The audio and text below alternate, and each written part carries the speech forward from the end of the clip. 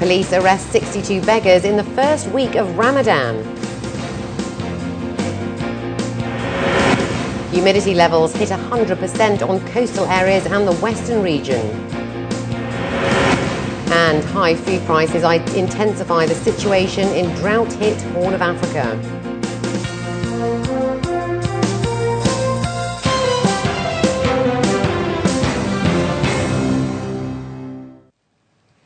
This is 7 National News. In our top story, police arrested 62 beggars in the first week of Ramadan with the help of the department's anti-begging hotline.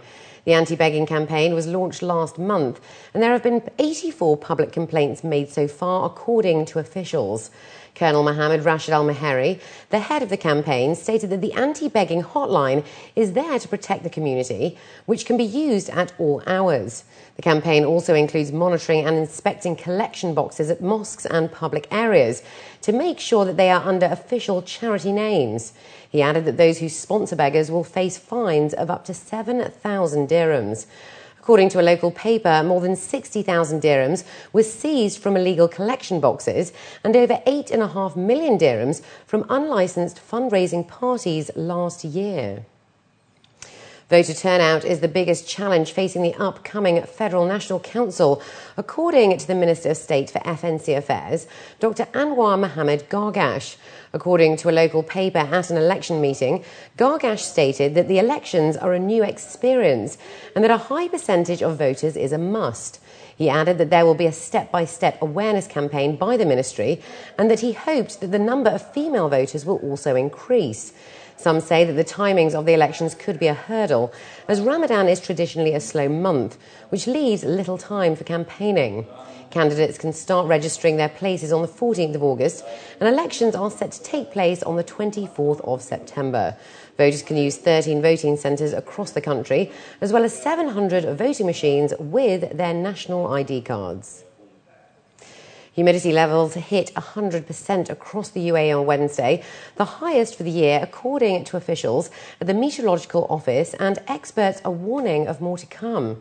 According to a local paper, coastal areas and the western region saw the huge rise, with 100% humidity also expected in Al Fakar between Al Ain and Dubai. The National Weather Forecast has warned against the health risks, where the discomfort index has risen to 6 on a scale of 1 to 10. Experts say hot winds during the day blow from the southeast and moistened winds sweep across the coast in the evening. Motorists have also been warned to drive carefully at night and early in the morning. Lebanese academic and author Joseph Habib Hello was in the UAE recently to showcase what was previously deemed impossible. He wrote a novel without using the letter E, an important vowel in the English alphabet. It has also been nominated for the Guinness Book of World Records. While these are feats already worthy of praise, the writer's intentions are far more noble than simply achieving a world record.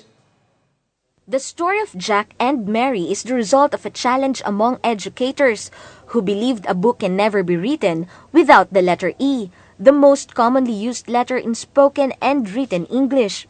The 109-page novel is the brainchild and masterpiece of Lebanese academic and author Joseph Hello. But apart from the challenge of doing something different, the author says there's more to gain from the book. It actually delves you into the letters and the words and the sentence structure so profoundly that you come to a time where you can master what you're saying with ease, because you're actually going into the parameters of the impossibility of writing. So when you are able to conquer that, you come back to the normal flow of English, and then you are more at ease. The technique used by Hello is known as lipogram, a kind of writing in which a particular letter or group of letters is omitted, usually a common vowel, and frequently the letter E. While there are some who have already achieved a similar accomplishment, many are still pleasantly surprised. Educators and book enthusiasts appreciate the different perspective that the book presents.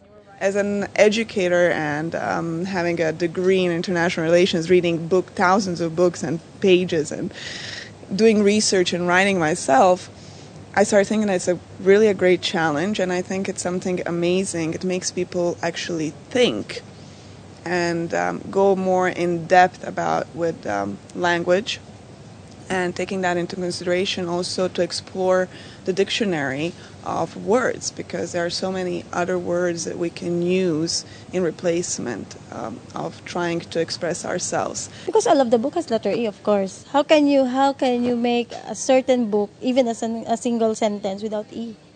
The story flows smoothly despite lack of the vowel.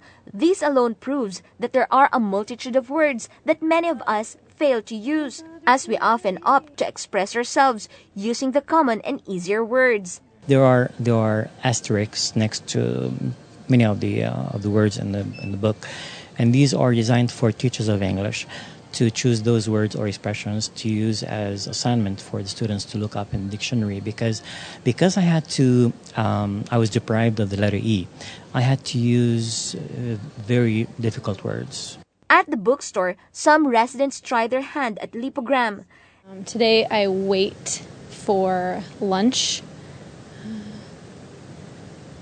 during morning. Can we go home now? Yes. Can we go now?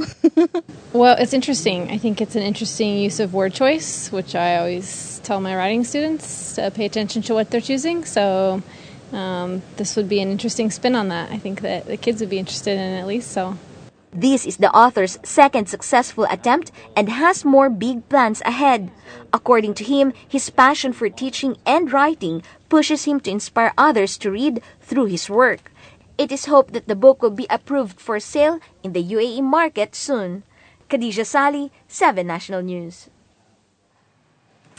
1 in 4 drivers in the GCC do not check their tyres, according to a recent study.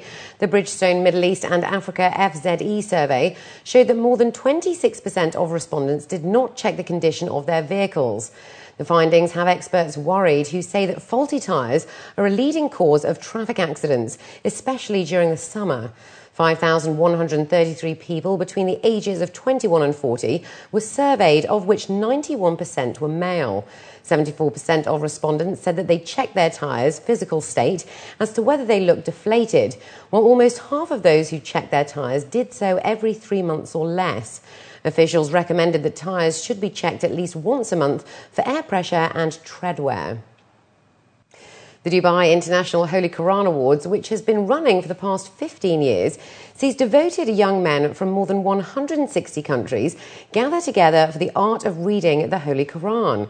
The event, aimed at celebrating Islamic values, has seen a full house at the Mamzar Scientific and Cultural Centre Auditorium, where every night a panel of judges assess individuals on how they recite the Holy Quran, closely observing their grammar and intonation. The highlight of this year's meet is the presence of an 8-year-old boy of Libyan origin from Ireland. Those who master and achieve the best score will be awarded at a special ceremony on the 20th of this month.